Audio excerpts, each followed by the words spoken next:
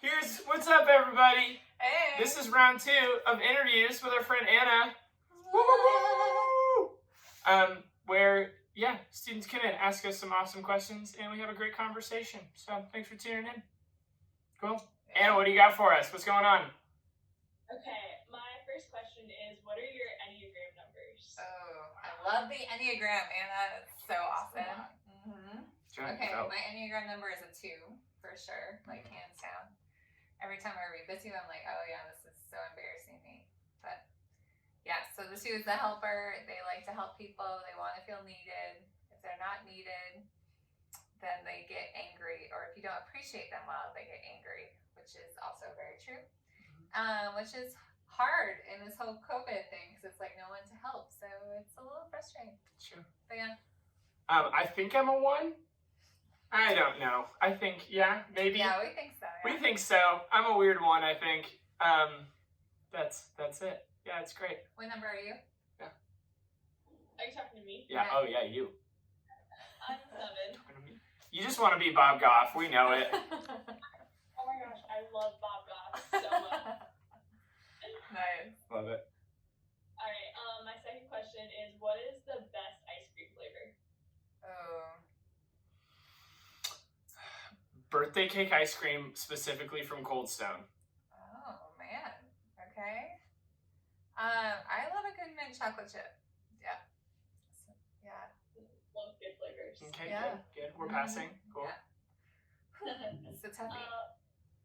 If you could live in any TV show or like movie or book world, what would it be? Oh, this is a good one, Anna. That's incredible. I had one. Oh my word. I think you're right, Becky. You got it. You Wow. super got it. Thanks for ditching it over to me. So good. Anna, do you have one while we're thinking? Do you have one that you would sit into? I think it would be Parks and Rec because I love like working on projects and like the energy of Leslie Knope is like, I just love it. Amazing. Absolutely. So immediately my head goes to Phineas and Ferb. Oh, awesome. I think, yes. Right? Yes. Like there's just so much fun stuff going on every day, and it's always summer. So yeah, that would be it. I think I would end up with Psych. I think they're hilarious. So I love the episodes where they like hire an assistant, but they don't actually hire an assistant, and then they fire him, but they don't tell him. So I totally would do that. Yeah. Amazing. And you live in California. I live in California. It'd be okay. Amazing. Okay, what Bible character besides Jesus would you most likely to be friends with and why? Wow. Friendship. Wow. That's a great question. Okay, is this someone I think I would be friends with or I would want to be friends with? Oh. Ooh. You know, either way, however you want to say it. Either way. Alright, I love King David. Like, every time I read about him, I'm like, I want to be like him. And I like want to be in his mighty men in that crew and just like fight for Jesus all the time. It would be incredible. So that's what I would choose. I would probably go with kind of a random character, but Barnabas in Acts, where he like travels and encourages people, but he gets to like travel and tell the gospel to all these cool little places. So I'd probably do that. Yeah. Yes. Love it. Okay. Do I have a limit on questions, first of all? No, girl. No, girl. All you. Also, we don't know where to look, so if you're confused at any point, we're like... Sometimes we want to like look at your face, but then you're over there. We weird. moved. This is our new location, so yeah. From here, so... Okay, good. Okay, what do you know about yourself and about God that you didn't know in high school? Wow. It's kind of an on-the-spot question, sorry. That's good. That's really These are all really good. Yeah, so... What did I not know about God? Do you have something? I think a common theme for me was like in high school, I'm a 1, right? So I love following rules. And that like when I was in high school, I didn't realize it as much, but I really thought following Jesus was like doing the right things and like following rules. And that's how you're a Christian. And then once college rolled around, I started to understand what grace really was and what it meant. Like I can't achieve any more success in being a Christian, right? Like Jesus paid for it. There's nothing I can do. It's like I need to just accept that grace and sit into it. And like God is a gracious God. No matter what I do, he loves me the same. which I didn't really understand that in high school. Like I understood it in my head, but not in my heart. So that's something God's still pushing through me. I think in high school, I always just thought that I could do it on my own. Like God was part of my life, but it wasn't really necessary to have him like with me in a sense. And so I think like that, as I've gone through different seasons where it's been good, but then also seasons that's been really hard, just that consistency of his presence has been something that I've learned more now. Instead of just trying to do it all on my own all the time. That's probably different. Yeah. Gotcha. Okay, so like when you were growing up, did you like always want to work in ministry, or did you have some like crazy career planned out when you were like really little?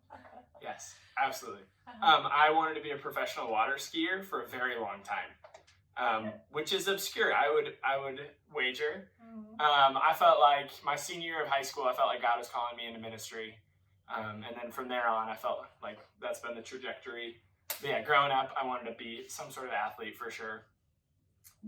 I've never been someone that has like big life goals at all. So like when I was a kid, all I wanted to do was be a cashier. I had like one of those plastic things where you like gave out money, and I was like, this is gonna be the best job.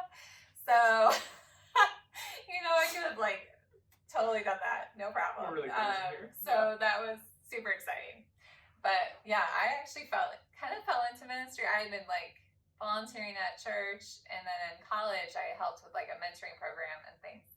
And like through other college things, I worked with students a lot. And then when God called me back to Michigan right after college, a friend of mine who is good friends of mine, like to this day, was like, "Hey, I'm a small group leader. I need someone to join me." I was like, "Oh, great!" And then I fell in love with it, and it has been there ever since. But yeah, cashier was like my big goal in life. Was Amazing. The whole thing. Yeah. You too, Anna, cashier, same.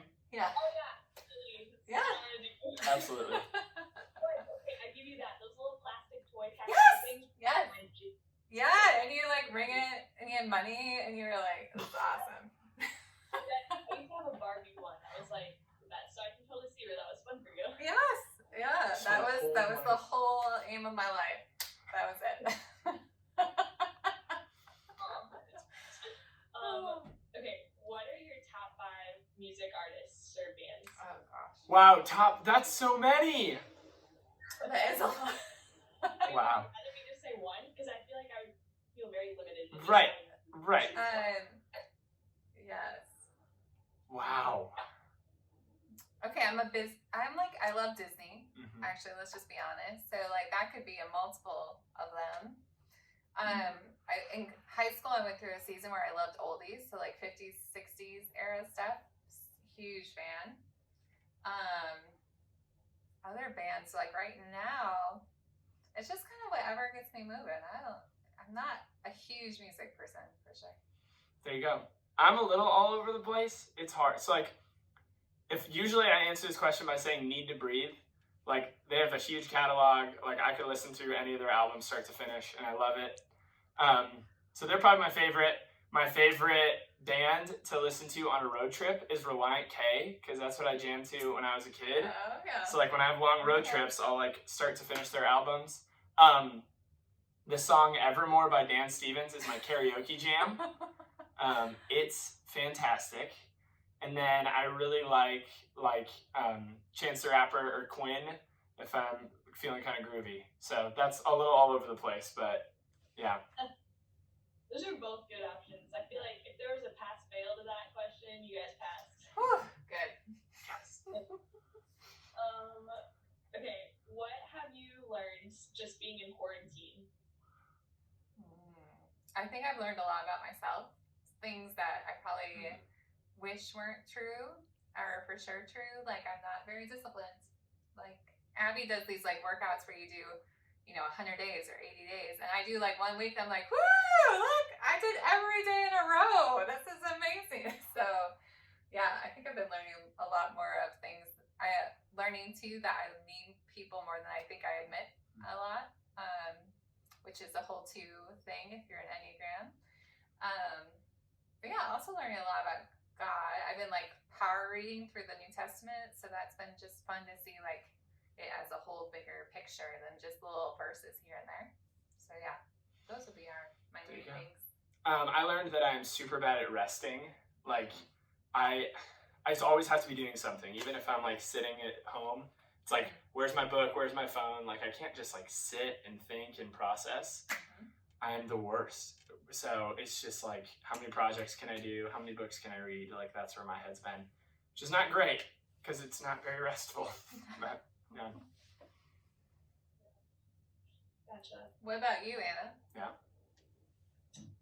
I think kind of like what Noah said, this whole year, because I started getting sick in January and there's just a whole lot of stuff happening. So I feel like just resting has been hard for me because I'm more just like, go do a project and stuff. But I think just like taking time and just listening to God instead of just like praying and, Yeah, absolutely. more kind of listen and be still. Yeah. Cool. It's good awareness, girl. That's awesome. Thanks. Okay. Where do you see and like where do you think God is using teenagers right now? And how can we be proactive in that?